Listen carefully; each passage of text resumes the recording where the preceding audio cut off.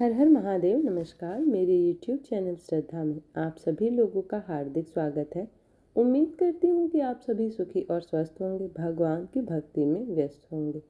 आइए जानते हैं आज इस वीडियो के माध्यम से शिव महापुराण संहिता 4 के 10वें और 11वें और 12वें अध्याय के बारे में, जिसमें अन्न दान की महिमा और जल दान एवं तप की महिमा के बारे में बताया गया है।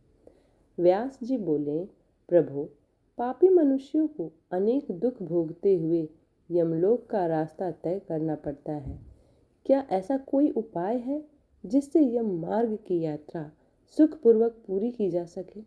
व्यास जी के प्रश्न को सुनकर सनत कुमार जी बोले, हे महामुने, ऐसे जीव बिना कष्टों के सीधे यमलोक पहुंच जाते हैं जो दयालु होते हैं और सदा धर्म के मार्ग पर चलते हुए सदैव दूसरों की सहायता हेतु कार्य करते हैं। जो सत्पुरुष ब्राह्मणों को खड़ाउं या जूते पहनाते हैं, वे घोड़े पर यमपुरी पहुंचते हैं। इसी प्रकार छाता और बिस्तर दान करने वाले, आराम से आसन पर बैठकर पेड़ पौधे लगाने वाले वृक्षों की छाया में यमपुर पहुंचते हैं। जो मनुष्य फूलों की वाटिका लगाते हैं, उन्हें ले जाने हेतु पुष्प विमान आता है। साधु संतों के लिए मकान बनाने वाले मनुष्यों को सुंदर भवन विश्राम करने के लिए मिलते हैं। इसी प्रकार माता पिता, ब्राह्मण और गुरुओं की सेवा करने वाले पुरुषों का आदर होता है। अन्न और जल का दान करने वाले मनुष्यों को यमपुरी के रास्ते में अन्न जल की कोई कमी नहीं होती। ब्राह्मणों के चरण दबाने वाले मनुष्य आराम पूर्वक घोड़े पर सवार होकर यमलोक जाते हैं। संसार में अन्न का दान सबसे अच्छा माना जाता है, क्योंकि अन्न खाकर ही जीव का शरीर पुष्ट होता है। इस शरीर से धर्म पुष्ट होता है और शरीर ही धर्म, अर्थ, काम तथा मोक्ष देने वाला उत्तम साधन है। इसलिए मनुष्य को अन्न का दान अवश्य ही करना चाहिए। अपने घर पर पधारे अतिथियों का उचित आदर सत्कार अवश्य करना चाहिए और द्वार पर आ गए भूखे, गरीब एवं भिखारियों को खाली हाथ नहीं लौटाना चाहिए। अन्न दान करने वाले सज्जन पुरुष स्वर्ग में निवास करते हैं।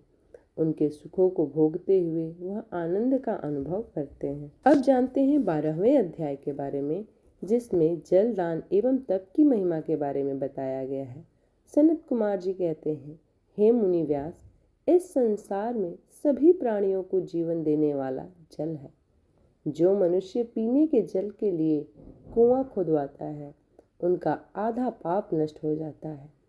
तालाब बनवाने वाले पुरुष को कभी भी दुखों का सामना नहीं करना पड़ता। देव, दानव, गंधर्व, नाग और चर अचर सभी जीव जल पर ही आश्रित होते हैं।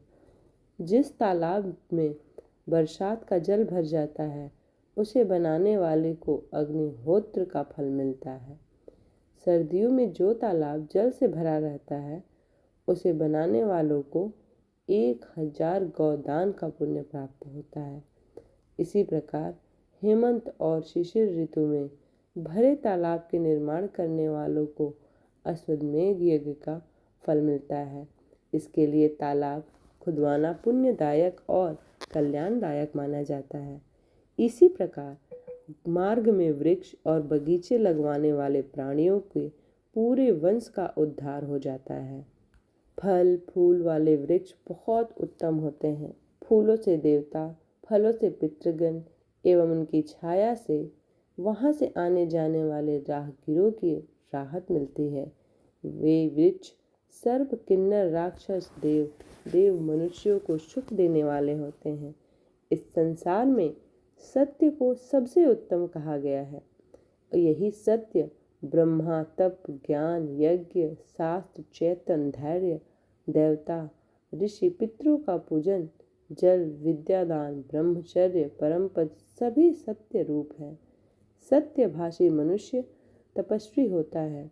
तपस्या द्वारा स्वर्ग, यश, मुक्ति, कामना, ज्ञान, विज्ञान, संपत्ति, सौभाग्य, रूप और इनसे अधिक पदार्थ होते हैं। साथ ही मन की सभी कामनाएं अवश्य पूरी होती हैं। तपस्या के बगैर किसी भी मनुष्य अथवा जीव को भगवान शिव के परम धाम की प्राप्ति नहीं हो सकती। शुद्ध हृदय से त्रिलोकीनाथ भक्त वत्सल देवादिदेव महादेव की तपस्या करने से ब्रह्म हत्या जैसा महापाप से भी मुक्ति मिल जाती है। तपस्या ही सारे संसार को सुख और शांति प्रदान करने वाली है।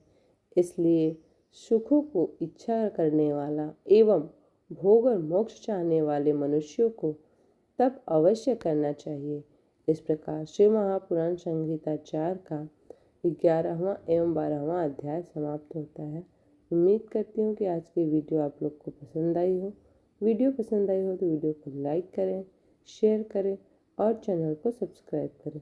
इसी प्रकार की भक्तिभाव और पूजा पाठ से जुड़ी हुई वीडियोस को प्राप्त करने के लिए चैनल को सब्सक्राइब करना ना भूलें। मिलते हैं अगले अध्याय में, तब तक के लिए हर हर महादेव।